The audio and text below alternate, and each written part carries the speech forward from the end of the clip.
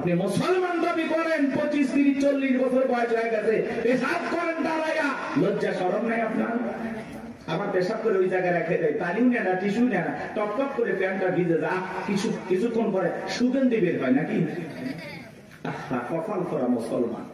হাদিস শরীফের ভিতরে আসছে পেশাব থেকে পবিত্রতা অর্জন না করার কারণে অনেক মানুষকে শুধু একটা কারণে কবরের আযাব শাস্তি ভোগ করা লাগে।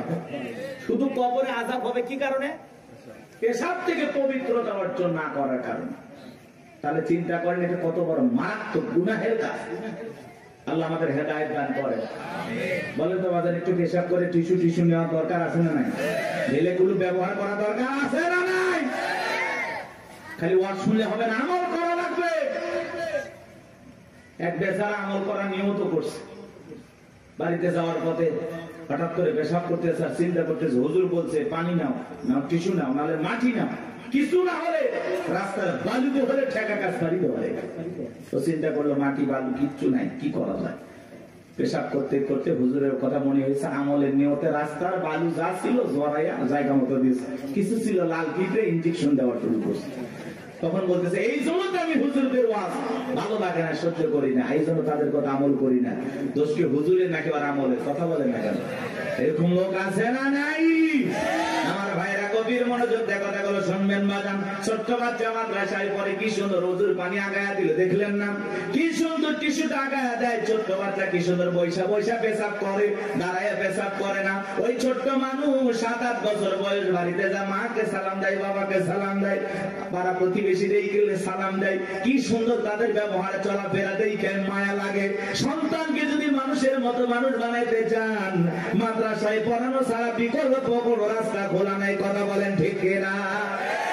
সন্তানকে যদি আদবওয়ালা, আখলাকওয়ালা, চরিত্রবান বানাইতে চান, সর্বপ্রথম কোরআন হাদিসের জ্ঞান শিক্ষা দেন। কোরআন হাদিসের জ্ঞান দিয়ে অন্তরটা আলোকিত করেন, এরপরে ডাক্তার বানান, ইঞ্জিনিয়ার বানান। পৃথিবীর যেই সেক্টরে যাবে সেই জায়গাটাকে আলোকিত করবে। কথা বলে ঠিক না? এজন্য সন্তানকে সর্বপ্রথম কথাই দেবেন, এরপরে যেখানে ইচ্ছা সেখানে পড়াবেন ইনশাআল্লাহ। আমরা বলতেছি না আপনার সন্তানকে একেবারে হাফেজ, মুফতি, মুহাদ্দিস বানান লাগবে, এমনটা না। ডান হাতের দরকার আছে, বাম হাতের দরকার আছে, হুজুরের দরকার আছে, ইঞ্জিনিয়ার ডাক্তারের দরকার আছে। কথা বলেন। একটা নারীর সিজার করা লাগবে, আমি গোলাম রব্বানিকে দেওয়া হবে?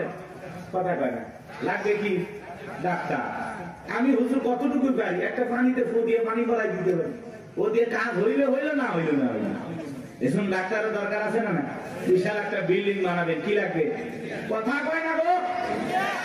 সবই দরকার আছে।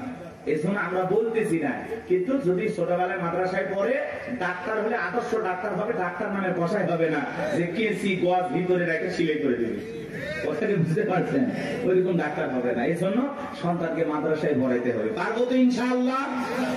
সন্তানদেরকে দিন শিখাবো, ছেলে হোক মেয়ে হোক, সর্বপ্রথম কোরআন সুন্নাহর জ্ঞান তাদের ভিতরে ঢুকাবো। এটা অভিভাবক হিসাবে আমাদের দায়িত্ব।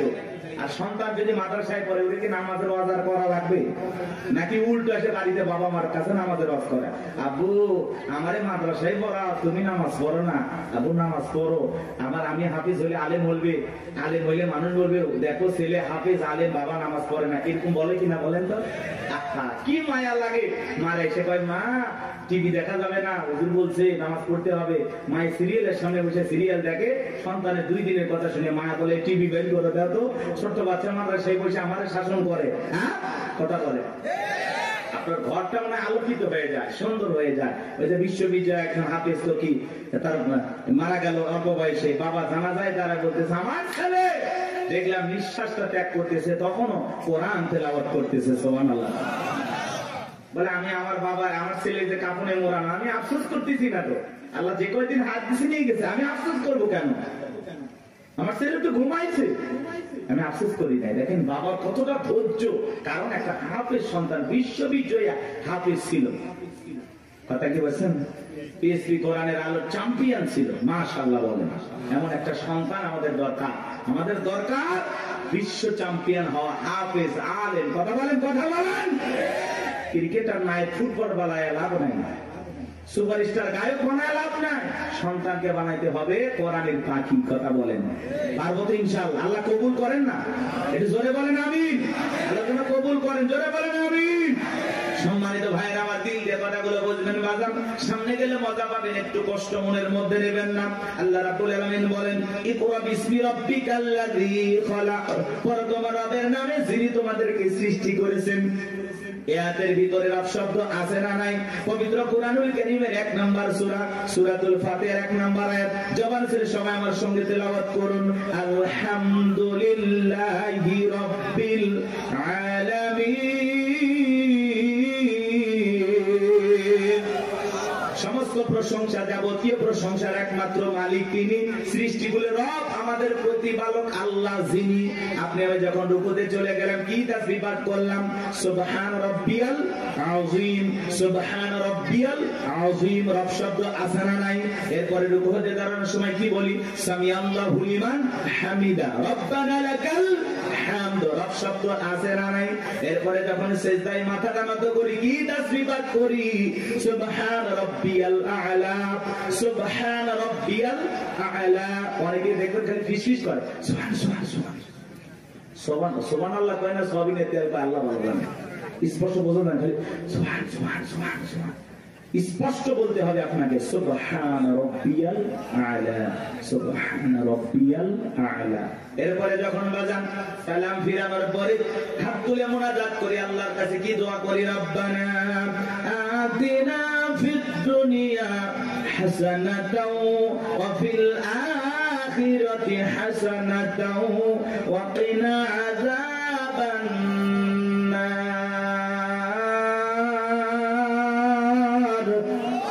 সূরা বাকারা 201 নম্বর আয়াত। আল্লাহর কাছে ডেকে বললাম, হে আমাদের রব, আমাদেরকে দুনিয়ার কল্যাণ দান করো, ওই আখিরাতের কল্যাণ দান করো, ওই কঠিন জাহান্নামের আগুন থেকে আমাদের মুক্তি দাও। তাহলে ইহকাল পরকালের কল্যাণ দেওয়ার মালিক কে? জাহান্নামের আগুন থেকে বাঁচানোর মালিক কে? পবিত্র কুরআনুল কারীমের ভিতরে 114টা সূরা আছে, সর্বশেষ যেই সূরাটির নাম হলো নাস, তার 1 নাম্বার আয়াত, কুল আউযু বিরাব্বিন নাস। এর ভিতরেও রব শব্দ আছে না নাই? এবার জানবো আমার, আপনি আমি যেদিন মারা যাব, মসজিদের মাইকে যেদিন এলান জারি হবে, এই গ্রামের অমুক ব্যক্তি বেঁচে নাই, ইন্না লিল্লাহি ওয়া ইন্না ইলাইহি রাজিউন। আপনার আমার মৃত্যুর সংবাদ শোনার পরে স্ত্রী কেঁদে বলবে স্বামী নাই, ছেলে কেঁদে বলবে বাবা নাই, মেয়েটা কেঁদে বলবে বাবা নাই, পিতা মাতা বেঁচে থাকলে বলবে কলিজার ধনটা হারাইলাম। আত্মীয় স্বজন সবাই আপনার আমার জানাজায় আসবে শেষ বিদায় দেওয়ার জন্য। বাজান আমার, ওই দামি বিল্ডিং বানাইছেন, দামি বাথরুম বানাইছেন, কোথাও আপনার জীবনের গোসলটা হবে না। এমন মানুষ আছে কোটি কোটি টাকা দিয়া সুন্দর করে ওয়াশরুমটা বানাইছে, কথা কথা ভিআইপি কারবার, জীবনের শেষ গোসলটা ওই দামি টয়লেটে হবে না, কথা বলেন না কেন? ওই 4-5 কোটি টাকা খরচ করেছেন, ওই জায়গায় হবে না বাজান। ওখান থেকে বের করে চকির উপরে শোয়া মশুরি টাঙ্গাইয়া দেখে রঙিন পোশাক কইলা বড়ই পাতার গরম পানি দিয়া গোসল করাবে, আতর সুরমা লাগায় জনমের মতো সাজাবে, সাদা কাপড়ে চকলেটের মতো ওরাইয়া মসজিদের কাটিয়াতে দুইলা 4 জন বরযাত্রী দইরা একটা দুবা করে কবরস্থানে নিয়ে যাবে। ওই কবরে 3 জন ব্যক্তি নামবে বাজার লাশটা রাখার জন্য। মনে হবে এরাই বুঝি সাথী, কিন্তু না, কবরের লাশটা রেখে মুখটা কেবলে মুখি কইরে এক একে সবাই উঠে আসবে। ওই কবরে থাকা ব্যক্তি কবরে শুয়ে থেকে দুরাকাত একটু একটু দেখতে পাইবে। এরপরে যখন বাসের বিছানা বিছায়া দেবে, ছিদ্রগুলো দিয়ে হালকা একটু আলো কবরে প্রবেশ করবে। এরপরে যখন মাটি চতুর্দিক দিয়ে দিয়া যাবে বাজার, ওপরে যখন মাটির চাপা দিয়া দেবে, কবরটা হয়ে যাবে ঘোর অন্ধকার। কবরে রেখে আত্মীয় স্বজন বন্ধু বান্ধব ছেলে মেয়ে সবাই চলে আসবে। কবরে থাকা ব্যক্তি ওদের পায়ের আওয়াজ শুনতে পাবে, চিৎকার মেরে ডেকে বলবে আমাকে একা রাইখা যাও না, আমাকে সঙ্গে নিয়ে যাও। কবরে থাকা ব্যক্তির চিৎকার দুনিয়ার কেউ শুনতে পাবে। আমার নবী বলেন যে কবরে চলে গেল তার চাইতে অসহায় আর কেউ নাই।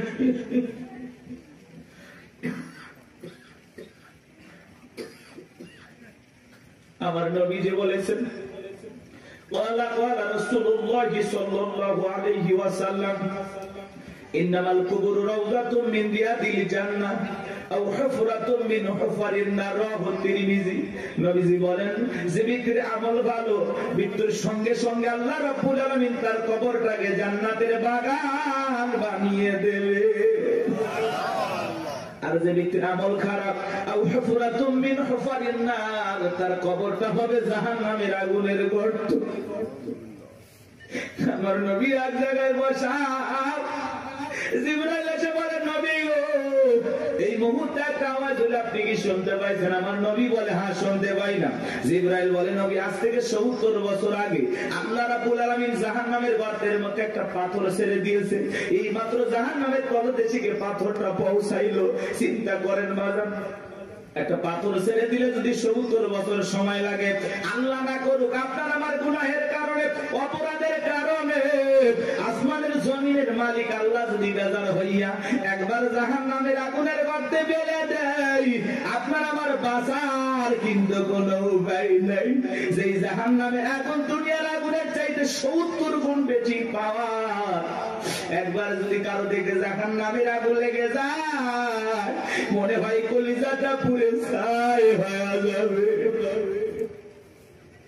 এ বাজার, নবীর প্রিয় সাহাবী হযরত ওসমান কবর থেকে অঝরে চোখের পানি ছেড়ে দিয়ে কান্না করতেন। সাহাবায়ে কিরাম ডেকে বলে, ভাই আপনি কবর থেকে কেন অঝরে কান্না করেন, কি হয়েছে আপনারা বলেন? হযরত ওসমান ডেকে বলেন, প্রত্যেকটা মানুষের প্রথম মঞ্জিল, প্রথম ঘাঁটি, প্রথম স্টেশন হলো এই কবর। এই কবরের ভিতরে 3টা প্রশ্ন করা হবে। যে সঠিক উত্তর দিতে পারবে তার মিজান ফুলসিরাতে কোনো টেনশন নাই, কিন্তু যে উত্তর দিতে পারবে না তার কিন্তু বাঁচার কোনো উপায় নাই। জান্নাতের সার্টিফিকেট প্রাপ্ত সাহাবী কবরে দেখে কান্না করে।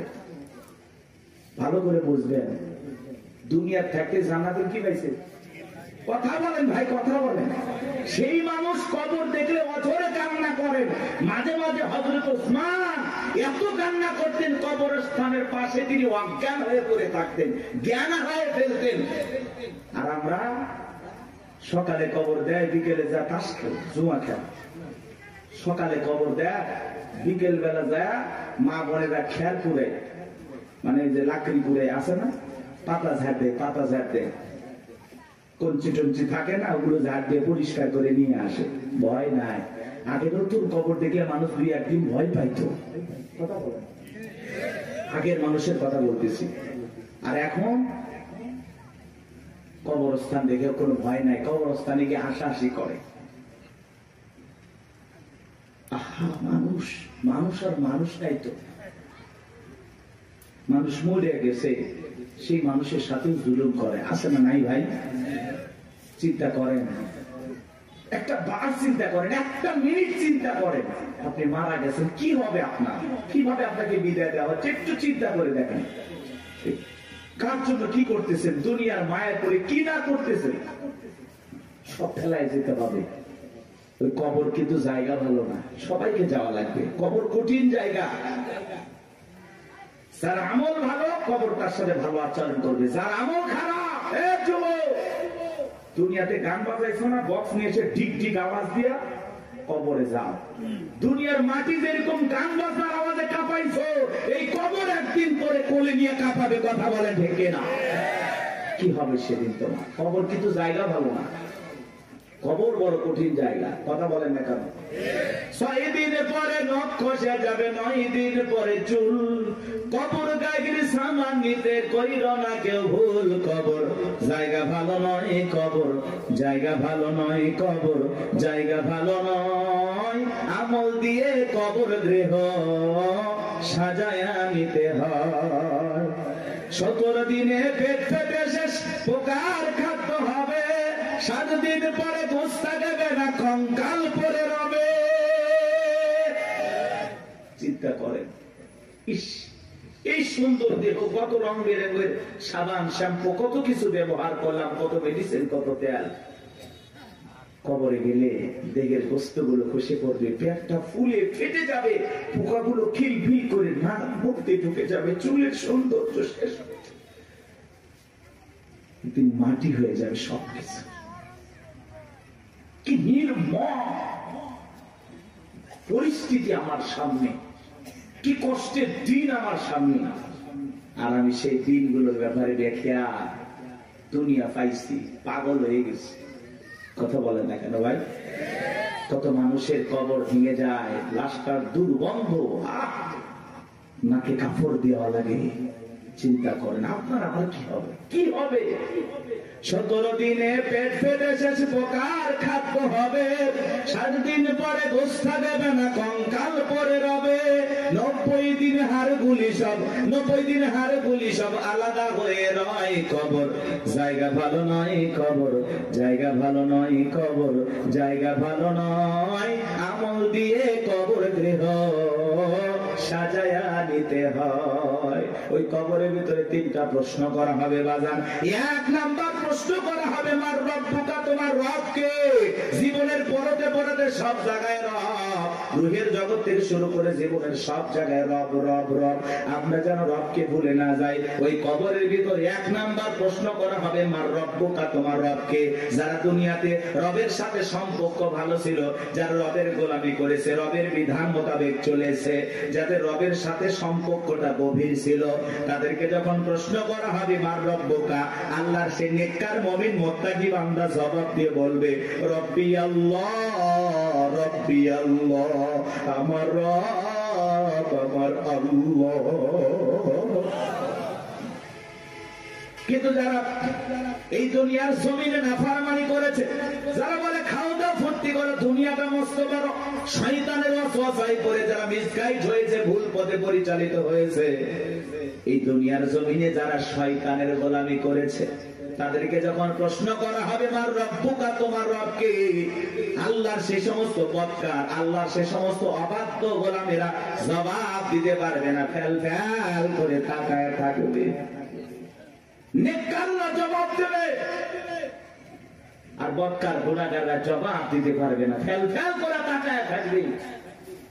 ওরা বলবে কি কয়, হ্যাঁ আফসোস, কি কয় আমি তো বুঝি না।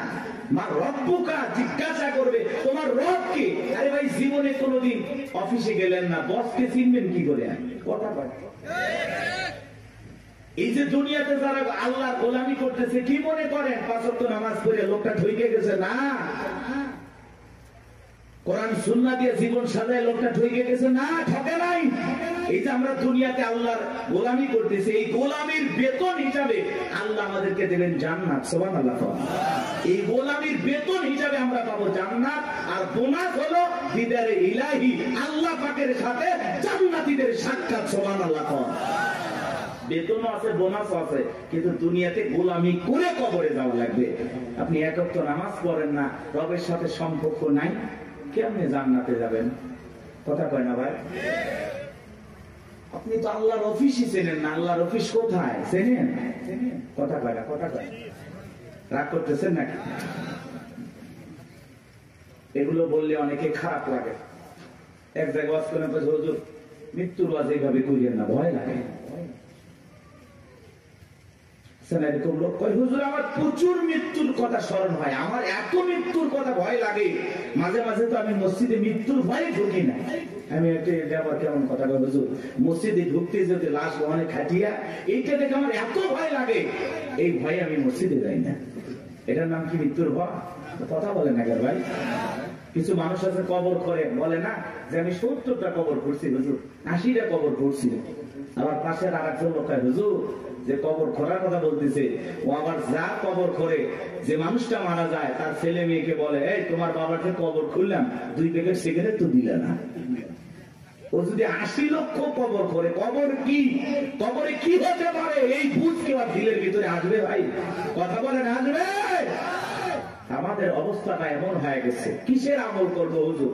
দুনিয়া তো মস্ত বড়, রং তামাশায় আসি ব্যস্ত, রঙিন চশমায় দুনিয়ার সব চাকচিক্য সুন্দর লাগতেছে, একটু গান বাজনা আমোদ প্রমোদ ওই বললাম।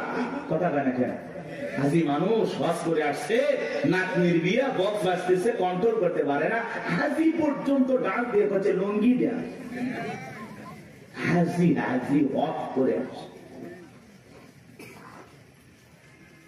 কথা বাস্তব না অবাস্তব? মিথ্যা না সত্য? এরকম আছে না বাজান? মানে আবেগের ঠেলায় আমরা গুনাহ করতেছি, গুনাহ নাকি আবেগে হয়ে যাচ্ছে। আল্লাহ এরকম আবেগ থেকে আমাদের হেদায়েত দান করেন। এটা জোরে বলেন আমিন। কষ্ট পাচ্ছেন আপনারা? তাহলে কবরে 1 নাম্বার প্রশ্ন, মার রব্বুকা, তোমার রবকে। উত্তর দিতে পারবে তারা আল্লাহর মুমিন, মুত্তাকি, নেককার বান্দা যারা। উত্তর দিতে পারবে না কারা? আল্লাহর গুনাহগার, বদকার, অবাধ্য গোলাম যারা। কথা বলে ঠিক কি না? তাহলে আমরা নেক আমল করে আল্লাহর প্রিয় গোলাম হয়ে কারা কারা কবরে যেতে চায় হাত তুলে দেখা। আল্লাহ আমাদের সবাইকে নেক আমল করা তৌফিক দান করুন। চিল্লা বলুন আমিন। আর একটু জোরে বলুন আমিন। ওয়াজ কি শেষ? এবার দেখেন খেলাটা কোন দিকে যায়, এদিকে খেয়াল করেন। কষ্ট পাইছেন? এই যে হেদায়েতের উদ্দেশ্যে 2-4 মিনিট কথা বললাম, এইবার চলেন। আল্লাহ রাব্বুল আলামিন বলেন, ইন্নাল্লাযীনা ক্বালু রাব্বুনাল্লাহ, নিশ্চয়ই যারা বলে আমাদের রব আল্লাহ। আমাদের রব কে? জোরে করেন না ভাই, একটু চিল্লায়ে বলেন আল্লাহ। এই পৃথিবীর জমিন আল্লাহ যখন কাউকে জিরো থেকে হিরো বানায়, চাওয়ালা থেকে প্রধানমন্ত্রী বানায়, আর মুসলমান জবাই করে। কথা বলে না কেন ভাই? বাংলাদেশে ডক্টর জাকির নায়েক আসবে, ভারতের টেনশন আসবে আমাদের দেশে, আর টেনশন করে ভারতের লোকেরা। কথা বলে না কেন? অনেক উদ্বেগ, তারা বিভ্রান্তিকর বক্তব্য ছড়াচ্ছে যে ডক্টর জাকির নায়েক আসলেই বাংলাদেশে গ্রেফতার করা হবে। কতই সহজ। বাংলাদেশের মানুষকে তো চেনেন না, ধুতি নিয়ে যাইতে পারবেন না। কথা বলে না, বাংলাদেশে ডক্টর জাকির নায়েক আসবে, তাকে প্রায় 1 মাসের এ দেশে সফর করার অনুমতি দেওয়া হয়েছে। বিভিন্ন জায়গায় তিনি বিভিন্ন প্রোগ্রামে অংশগ্রহণ করবেন ইনশাআল্লাহ। একজন দ্বীনের দায়ী, সারা দেশে সারা পৃথিবীতে যার পরিচয় পরিচিতি আছে। ভারতের তার বক্তব্যের শুনে অসংখ্য মানুষ কালেমা পড়ে মুসলমান হয়েছেন। সেই মানুষটা যদি এই দেশে আসে, আমাদের কোনো সমস্যা আছে ভাই? আমরা মুসলিম হিসাবে খুশি, তাকে ধন্যবাদ জানাই। ডক্টর জাকির নায়েককে আমরা সাদরে গ্রহণ করব, লাল গালিচার সংবর্ধনা দেব। কথা বলা ঠিক না? আর এই দেশে যদি কোনো কারণে কোনো ষড়যন্ত্র বা বিতর্কের কারণে যদি ডক্টর জাকির নায়েক বাংলাদেশে আসতে পারে, তাহলে বুঝে নেবেন বর্তমান সরকারে যারা আছে এদের ভিতরে ভারতের দালাল আছে। উনি আসবেন, সমস্যা কি? মুসলিম একটা দেশে একজন দায়ী আসতে পারবেন। ডক্টর জাকির নায়েকের অসংখ্য লেকচার আপনারা শুনেছেন, আলোচনা শুনেছেন। ভালো লাগে না? ভালো লাগে না? চমৎকার কথা বলেন। ভারত সরকার তার টিভি চ্যানেল বন্ধ করে দিয়েছেন, তাকেও দেশ থেকে বিতাড়িত করেছেন। এখন তিনি বিভিন্ন দেশ সফর করেন, বিভিন্ন দেশে থাকেন। আলহামদুলিল্লাহ, আমাদের দেশও আসবেন তারই ধারাবাহিকতায়। আলহামদুলিল্লাহ, আমরা গ্রহণ করবো। উনি আসবেন, ঘুরিয়ে ফিরে চলে যাবেন, সমস্যাটা কোথায়? এতে ভারতের মাথা ব্যথা দরকার আছে? আমাদের দেশে আমরা ডক্টর জাকির নায়েককে নিয়ে আসবো নাকি খানাই খাবার ইমামকে নিয়ে আসবো, সেটা ভারতের কাছ থেকে শোনা লাগবে। ভারতের কথা আমরা চলি, এজন্য আমরা বলেছি আমরা বারবার রক্ত দিয়ে দেশকে স্বাধীন করেছি।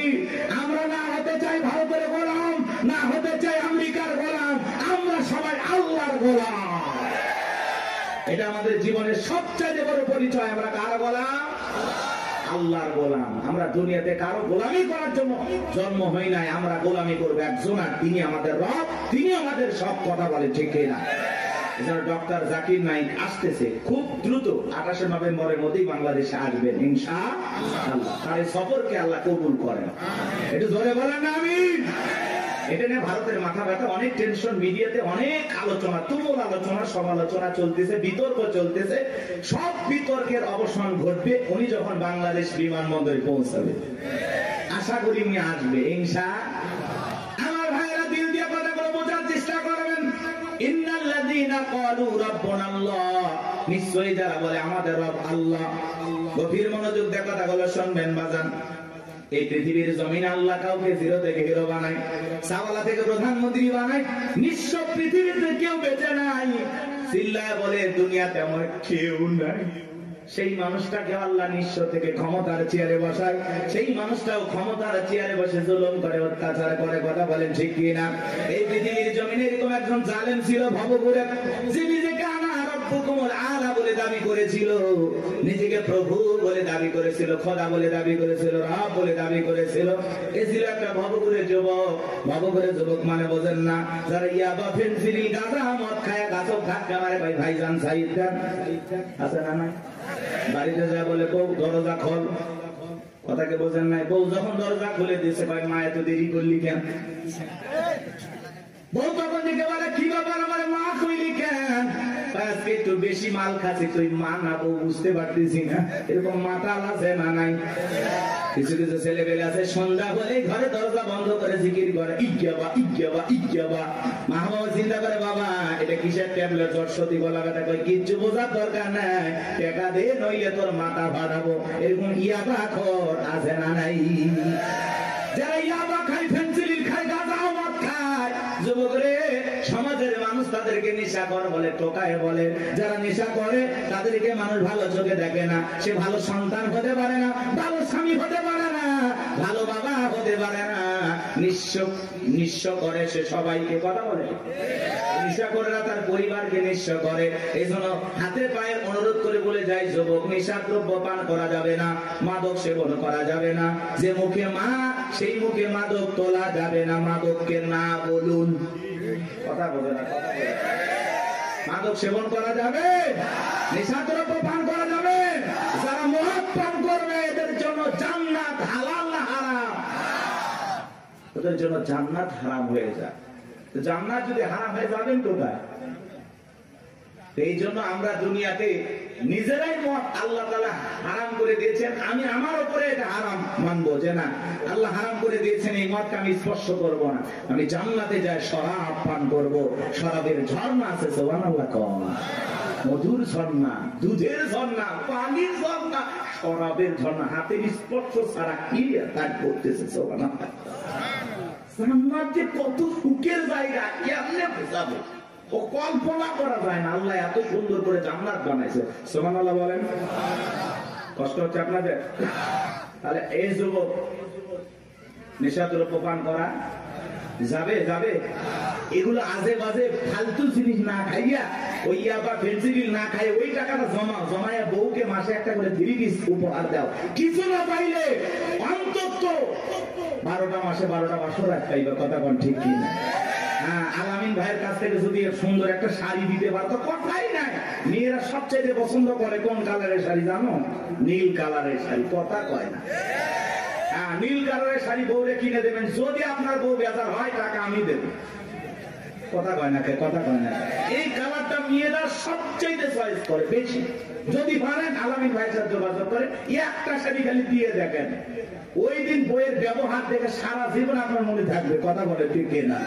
এই জন্য আজে বাজে জিনিস না খাইয়া ওই টাকা জমায়া বউ বাচ্চার কাপড় কিনে দেব, ওদের মুখে হাসি ফোটাবো ইনশাআল্লাহ। কোন কোন যুবক আছো মাদক দ্রব্য স্পর্শ করবা না, মাদক নিজের উপরে হারাম করবা, হাত করবো, জীবনে কোনোদিন স্পর্শ করবো না ইনশাআল্লাহ। আজকের এই জান্নাতের বাগান থেকে ওয়াদা দিলাম যে আল্লাহ আমরা জীবনে কোনোদিন নেশাদ্রব্য স্পর্শ করবো না। দয়া করে তোমার জান্নাতের শরাবের নহরটা একটু আমার জন্য বরাদ্দ রাখো। একটু ধরে কর না আমি আপনার আমার ভাইয়েরা। এই ফিরাউন ছিল একটা ভবঘুরে যুবক, এর নাম ছিল কাবুজ। বলকে বলা হতো, কিত্তিদের তরফ থেকে নাম ছিল রামশিস। মিশরের বাদশাহর পুরোপুরি নাম হলো ফিরাউন। সংক্ষিপ্ত ঘটনা 2-1 মিনিটে বলে সামনের দিকে যাবো জানবো আমার। এই ছিল গেল সর্বপ্রথম মিশরে যাওয়ার পরে বাজান সর্বপ্রথম হলো তরমুজের ক্ষেতের লেবার। কিছুদিন লিবারি করলেন। ওই দেশের সরকারি গোরস্থানের দারোয়ান লাগবে। ঢোলপিটায় খবর দেওয়া হলো, হাজার হাজার মানুষ লাইনের ভর্তি হয়ে গেছে গোরস্থানের দারোয়ান হওয়ার জন্য। 1-2 জন ইন্টারভিউ দিতে দিতে যখন ফেরাউনের পালা, ডেকে বলে বাদশাহ খুব বড় আসামে ভিনদেশ থেকে আপনার কাছে এসেছি, যদি চাকরিটা দেন উপকৃত হব। এমন ভাবে কথাগুলো উপস্থাপন করলেন, বাদশার মায়া লাগে গেল। বলে আপনার সাথে ভালো মানুষ মিশর আর কেউ নাই। বুকবার আসামে ভিনদেশ থেকে আসছি, পরিবার পরিজন আছে, দয়া করে যদি চাকরিটা দেন সারা জীবন আপনার প্রতি কৃতজ্ঞ থাকবো। এমন ভাবে কথাগুলো বললেন, কথা আছে দুষ্ট লোকের মিষ্টি কথা। বাদশার ভালো লেগে গেল। বাদশা ডেকে বলে ইন্টারভিউ বন্ধ করো। এই কাবুজ নামের ছেলেটাকে মিশরের সরকারি গোরস্থানের দারোয়ানের চাকরিটা দেওয়া হলো। এইবার সরকারি গোরস্থানের দারোয়ানের চাকরি পাওয়ার পর ফেরাউন চিন্তা করে বাদশা প্রতি মাসে বেতন দিবে, ঠিক আছে, কিন্তু এই টাকা দিয়ে চলবে না, আমার সাইড ইনকাম করা দরকার।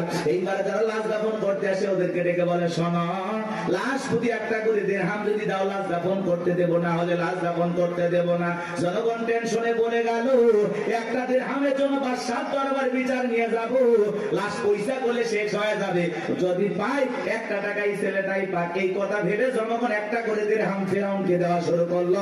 আপনারা বলেন তো বাংলাদেশের মানুষের নাম কি? ঘুষ। ঘুষ 1 টাকা হইলে ওটা কি? ঘুষ। এটা কিন্তু বাংলাদেশে আছে আছে আছে। শোনো এই দেশটার গল্প করি, দেশটা মনে হয় স্বপ্নপুরী, শুধু কর ঘুষখোর মদখোর জুয়াখোর, হেতায় আছে ভুরি ভুরি, হেতায় আছে ভুরি ভুরি। এ দেশে অসৎ কামাই কেউ করে না, তবে ঘুষের টাকা পেলে কেউ তো ছাড়ে না। টেবিলের নিচ দিয়ে হাত বাড়িয়ে কালো টাকাটা নেই সারিয়ে, টেবিলের নিচ দিয়ে হাত বাড়িয়ে কালো টাকাটা নেই সারিয়ে, করছে ওরা বড় দেশের চুরি, করছে ওরা বড় দেশের চুরি। শোনো এ দেশটার গল্প করি, আছে না নাই? আমার ভাইয়েরা, একটা করে দিরহাম জনগণ দেওয়া শুরু করলো। আল্লাহ রাব্বুল আলামিন ওই সময় একটা মহামারী দিল। 2020 সালে আল্লাহ তাআলা আমাদেরকে একটা মহামারী দিয়েছিলেন, ধরো না ছুঁয়ো না, নাম হলো করোনা। করোনা রোগে আক্রান্ত হয়ে বাবা মারা গেছে, ছেলে বাবার লাশটাও দেখতে যায় নাই, বাবার কবরে মাটিও দেয় নাই। বাবার সম্পত্তি ভালো লাগে, মৃত বাবার লাশকে বোঝা মনে হয়। কথা বলে। মায়ের করোনা হয়েছে, জঙ্গলে ফেলা আসছে। বন্ধুর করোনা হয়েছে, বন্ধু দেখতে যায় নাই। ভাইয়ের করোনা হয়েছে, ভাই দেখতে যায় নাই। স্বামীর করোনা হয়েছে, স্ত্রীর কাছে যায় নাই। খাবারের প্লেটটা সাজায় লম্বা একটা বাঁশের লাঠি দিয়ে আস্তে করে স্বামীর ঘরে খাবার ঢোকায় দিয়েছে। কথা বলেন। স্বামী যখন সুস্থ হয়েছে, বিবি কাছে ডাকে বলে, জোসনার বাপ, আমি তোমার কত ভালোবাসি তুমি জানো না। শাড়িটা দিয়ে সুন্দর করে মুখটা মোছায় দিতেছে, আর ডেকে বলে, জোসনার বাপ, তাহাজ্জুদ পড়ে পড়ে তোমার জন্য দোয়া করেছি, আল্লাহ আমার জোসনার বাপের হায়াত বাড়ায় দাও। স্বামী মনে মনে হাসে আর বলে, বিবি রে, তুই যে আমার কত ভালোবাসিস, আমার বোঝা হয়ে গেছে। আমি যখন অসুস্থ ছিলাম, জানালা দরজার দিকে তাকায় একটা এই বুঝি দরজা জানালা করে গল্প করবি, দুইটা কথা বলবি, একবারও দেখা করলি না। মোবাইলে তোর ছবি দেখে দেখে মনের দুঃখের কথা ভুলে যাইতাম। তুই যে আমার কত ভালোবাসিস প্রমাণ আমি পাইছি। আমি যখন অসুস্থ ছিলাম, আমারে তুই বাঁশ দিয়া খাওয়াইছিস। কথা বলে না। এজন্য করোনা মহামারী বুঝে দিয়েছে, দুনিয়াতে কেউ কারো আপন না। কথা বলেন, কথা বলেন, সত্য না মিথ্যা? ওই সময় একটা আতঙ্ক ভয়, কেউ কারো কাছে যায় নাই। বাজানো বাবার এই দুনিয়াতে একটা করোনা মহামারীতে মানুষ মারা গেল, মানুষ আর একটা মানুষের কাছে গেল না, বাবার কাছে সন্তান গেল না। তাহলে ভেবে দেখেন বাজান, দুনিয়াতে কেউ কারো আপন না, সব মিথ্যা মায়া, মিথ্যা মায়া। কথা বলে না? আপনি কি মনে করেন আপনি মারা গেলে আপনার পরিবারের লোকজন আপনাকে ছাড়া অচল হয়ে যাবে, তারা ভেঙে পড়বে? কিচ্ছু হবে না তাদের। আপনি মরে গেলেও আপন গতিতে আপনার পরিবারের লোকজন তাদের জীবন সাজাবে, আপনার জন্য কেউ অপেক্ষা করবে না। আপনার জন্য পৃথিবীর কোনো কিছু থেমে থাকবে না, না দোকান, না ব্যবসা প্রতিষ্ঠান, না আপনার স্ত্রী, না আপনার সন্তান, না আপনার ব্যবসা বাণিজ্য ক্ষেত্রে, কোনো কিছুই থেমে থাকবে না। আপনি মরে গেলেও সব আপন গতিতেই চলবে। কথা বলে ঠিক না? বরং আমরাই বেশি বেশি ভাবতেছি যে আমি মরে গেলে আমার পরিবারে কি হবে না হবে, ওদের কথা ভাবতে গিয়ে আমরা আখিরাত ভুলে গেছি। এজন্য আসুন আখিরাতকে টার্গেট করি। কথা বলে না?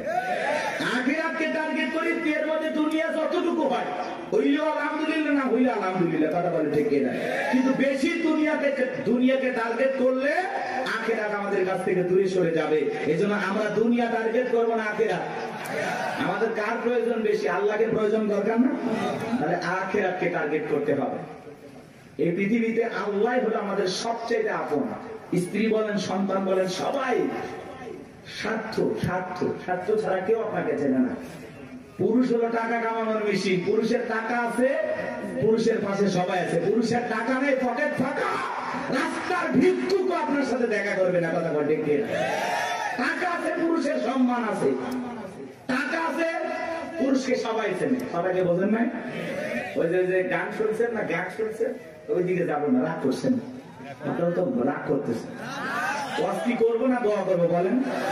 আচ্ছা বলেন তো, পুরুষ হলো প্রয়োজন মিটানোর মেশিন। টাকার প্রয়োজন, সম্পদের প্রয়োজন, কথা কয় না কেন? এই প্রয়োজন মিটানোর জন্য আল্লাহ আমাদের দুনিয়ায় পাঠাইছে। কথা কি বুঝতে পারতেছেন বাজান? মন খারাপ করবেন না। যে কথা বলতে চাচ্ছিলাম বাজান, দিল দিয়ে কথাগুলো বোঝার চেষ্টা করবেন, গভীর মনোযোগ দেবেন, সামনে গেলে মজা পাবেন। এই যুবক তোমরা নিরাশ হয় না, তোমরা যুবক, আমি যুবক, তোমাদের মনের দুঃখটা কি বুঝি। একটু অপেক্ষা করো, তোমাদের জন্য স্পেশাল কিছু আলোচনা মাথার মেমোরিতে সেভ করা আছে, সময় মতো ডাউনলোড দিয়ে শোনায় দেব। মা বোন যারা বসে আছেন, মা একেবারে নিরাশ হবেন না। মা মহিলা প্যান্ডেল মা বোনদের জায়গা হচ্ছে না, আমি শুনেছি। আর পাগলিদের জায়গা একটু বেশি লাগে, ওদের ঘরেও যদি কোন দখল করতে চায়, বাহিরে গেলে দখল করতেছে। কথা কন না কেন? এই যে মা বোনদের জন্য কিছু ওয়াজ করা দরকার আছে না নাই? কিছু বাঁকা পথে মা বোন চলে, বাঁকা পথে চলা মা বোনদেরকে ওয়াজের মাধ্যমে আজকে একটু সোজা করা হবে। একটু সময় দেন, সামনে যায় আমার ভাইয়েরা, চলেন সামনের দিকে যায় বাজান। ওই ডায়রিয়া কলেরা মহামারীতে হাজার হাজার মানুষ মারা গেল, আর ফিরাউনের পকেটে টাকা ঢুকলো, টাকা পাইতে পাইতে এত টাকার মালিক হয়ে গেল বাজান, টাকা রাখার কোনো জায়গায় নাই। এবার বাদশার দরবার একদিন চলে আসছে, বাদশাহ আমার কাছে কিছু টাকা পয়সা আছে, এলাকায় যারা গরিব মানুষ খাজনা দিতে পারে না, দুঃখী মানুষ খাইতে পারে না, আমি তাদের একটু জনসেবামূলক কাজ করতে চাই। বাদশাটাকে বলে, বাবা তো ভালো উদ্যোগ, তোমার মতো ছেলে ঘরে ঘরে জন্ম নেওয়া দরকার। এইবার জনগণের সে সমস্ত টাকাগুলো নিয়ে আসা গরিব মানুষের মাঝে বিতরণ করলেন, খাজনা পরিশোধ করে দিলেন। বলেন তো টাঙ্গাইলের মুসলমান বুঝে থাকলে বলেন তো টাকাগুলো ছিল কার? মাইক ধরে বলতেছে 5 লাখ দেব, ওই টাকা পাবে কোথা থেকে? আসমানের ফেরেশতারা প্যাকেট পাঠাবে নাকি? ভালো করে বুঝবেন কোন টাকা কোন জায়গায় যায়। আমাদের গাইবান্ধার আঞ্চলিক ভাষা একটা কথা বলে, মাছের তেল দিয়ে মাছ ভাজা। কথা কি বুঝতে পারতেছেন? জনগণের টাকা জনগণের মাঝে বিতরণ করে ফাও ফাও বাহাবা পাইলু।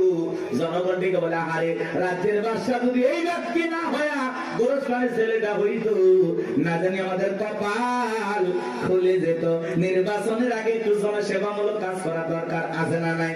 আমাদের এক নেতা কাঁচা রাস্তা মানে মাটি রাস্তা বোঝেন তো বাজান, ইট পাড়তেছে, 2 গাড়ি ইট পাড়তেছে। মানুষজন বলে, বাবা ইট পাড়তেছে, তুমি তো এখনো নেতা হয় নাই, কারণটা কি? ছেলেটা বলতেছে, আপাতত ইট পেলে দিলাম, আর ভবিষ্যতে আমার মার্কায় যদি সিলভারে এলাকার নেতা বানা দিতে পারে, আমার 1 নাম্বার টার্গেট এই কাঁচা রাস্তা পাকা করা। এই রাস্তাতে আপনাদের ছেলে স্কুলে যাইতে পারে না, আপনারা হাটে বাজারে যাইতে পারেন না, মাঝে মাঝে আপনাদের কথা মনে হলে রাতে ঘুম আসে না। কি অভিনয়! নেতা হতে গেলে অভিনয় জানার দরকার আছে তো না? কথা কয় না। যারাই নেতা এরাই কিন্তু পুরোটা কি অভিনেতা। অভিনয় না জানলে নেতা হওয়া যায় না বাজান। ভালো করে বোঝার চেষ্টা করবেন। জনগণ বিশ্বাস করে যদি নেতার মার্কায় সিলভারে নেতাকে নির্বাচিত করে, নেতা তো এলাকায় থাকে না, ঢাকা শহরে বান্ধবী নিয়ে ঘুমায়। কথা বলেন ঠিক কি না? মার্কা থাকে যে কয়দিন, নেতার আনা গোনা সে কয়দিন। আমরাও জনগণ কম খারাপ না। 1.5 টাকার বিরিয়ার 3 টাকার চা খায় কি স্লোগান? বল্টু ভাইয়ের চরিত্র ফুলের মতো পবিত্র, নামাজ পড়া কক্ষ গাঁজা খাই 5 ওয়াক্ত, কমসুরিতে বাঁকা ভক্ত, শয়তানের 1 নাম্বার ভক্ত, হুজুরদের জন্য খুবই শক্ত, চুষা খাই গরিবের রক্ত। পোস্টার লেখা যে গরিবের বন্ধু, ভোট দিয়ে দেখেন গরিবের কয় নাম্বার শত্রু। কথা বলে রাস্তার একটা ভিক্ষুক মহিলার দিকে 500 টাকা দিয়ে বলে, আপনার চেহারার মাঝে আমি আমার মাকে খুঁজে পাই। আম গাছে নেতার ছবি ঝুলানো থাকে, নির্বাচিত হওয়ার পরে এলাকায় থাকে না। আম গাছে বিদ্যুতের ঘুড়িতে নেতার বিশাল বিশাল ছবি, আর লেখা আছে আমি অমুক নেতা, যারা গালি বদনা, পবিত্র ঈদ উল আজহার শুভেচ্ছা, পবিত্র ঈদ উল ফিতরের শুভেচ্ছা। খালি ব্যানার দিয়ে শুভেচ্ছা জানায়, জীবনে কোনোদিন আর কাছে আসে না। এই নেতা ওই ব্যানার লক্ষ লক্ষ টাকা দিয়ে না বানাইয়া, ওই ব্যানারের টাকা দিয়ে যদি গরিব দুঃখী মানুষের মাঝে বিতরণ করো, তোমার ব্যানার লাগবে না গো, ব্যানার লাগবে না।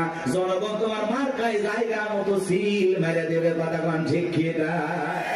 কিন্তু ওই যে মার্কা থাকে যে কয়দিন নেতার আনা গোনা সে কয়দিন, অলিতে গলিতে নেতাকে পাওয়া যায়। মানুষ মরলে জানা যায় হাজির, জুমার নামাজের সামনে হাজির, আসরের নামাজ পরে 2 বার। কথা কয় না? এক নেতা মানুষকে সালাম দিতে দিতে হোশ হারায় ফেলছে, রাস্তার খেজুর গাছ পায় 1 লাইনে সালাম দিয়ে যাচ্ছে। কর্মী চাচা ভেতরে কয়, নেতা এটা মানুষ না খেজুর গাছ। নেতা বলতেছে, আমি মনে করছি এটাও ভোটার। কথাকে বুঝতে পারতেছেন বাজান? এই জন্য আপনাকে আমাদের পরিবর্তন হওয়া লাগবে বাজান। বারবার ওদের কথায় ভোলা যাবে না, ভোলা যাবে না। আমার আমাদেরকে ভালো ভালো লাগবে। মনে রাখবেন বাজান, দেশের জনগণ 1 নাম্বার, নেতা 1 নাম্বার হবে। আপনি যদি পরিবর্তন করতে চান অবশ্যই সমাজটাকে পরিবর্তন করতে পারবেন। এই জন্য আগে নিজের ভালো হওয়া লাগবে। আপনি যেমন দেশের নেতাও কিন্তু ওইরকম হবে। 2 নাম্বার আপনি নেতা হবে 4 নাম্বার। কথা কি বুঝছেন? আপনি সিটার নেতা হবে বিশ্ব সিটার। করলে কি ভয় পাচ্ছেন নাকি? আমি কোন দলে দালালি করতেছি? আমরা আগে ঠিক হবে। এক পাগল গাছের নিচে হাত তুলে বলে আল্লাহ, আরে হারাক তো মানুষ বাইরে গেছে, 2-4 জন হারিয়ে গেলে কি হবে? পরে খুঁজবো ওই মা কি মা আজকে শুরু করছে নাকি বাচ্চা নিয়ে আসে। মাকে ধর, মাকে বাচ্চা হারায় যায়, মা কইতে পারবে না, মা না পাগলি। বাচ্চাকে কন্ট্রোল করবেন না। এ বাবা জাহিদ, তোমার মা কান্না করে, আসো বাবু আসো। সাতুটিয়ে বাড়ি ও